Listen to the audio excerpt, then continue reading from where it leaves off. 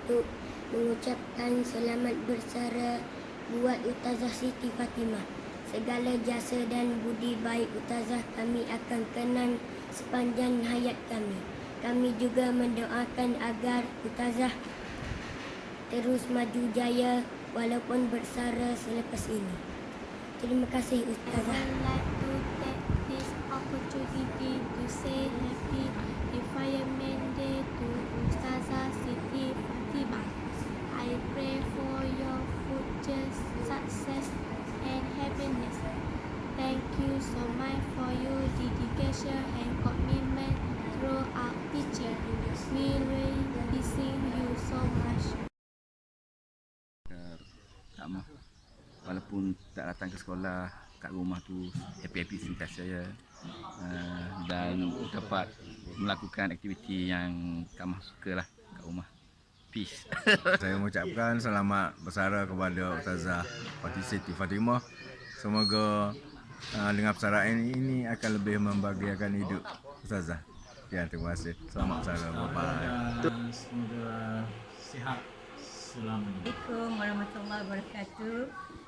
Saya ucapkan selamat bersara kepada Kak Mah. Semoga Allah beri kesihatan, panjang umur dan murah rezeki. Selamat bersara Kak Mah. Selamat bersara Kak Mah. Semoga hidup sebagai orang awal ni tambah baik lagi lah. Dan kesihatan semoga kekal selamanya. Terima kasih atas semuanya kerjasama dengan pejabat SK Pulau Buru.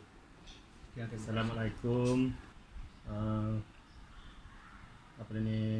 Nak ucapkan selamat bersara untuk Kak Mah pada hari bulan ni, dan selamat maju jaya lah.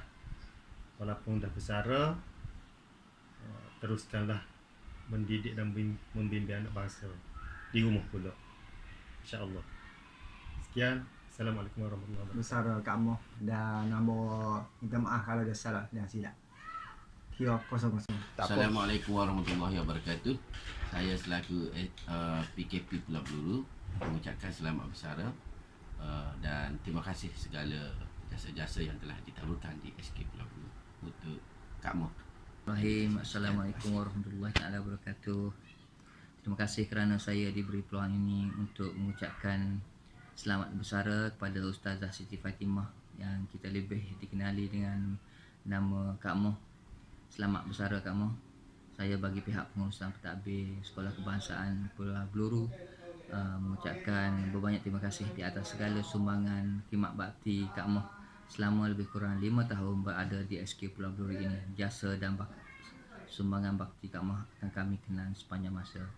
Selamat bersara dan dapat menjalani kehidupan bersama keluarga dengan sepenuhnya, diberi kesihatan yang sihat sepanjang berada dalam kehidupan ini.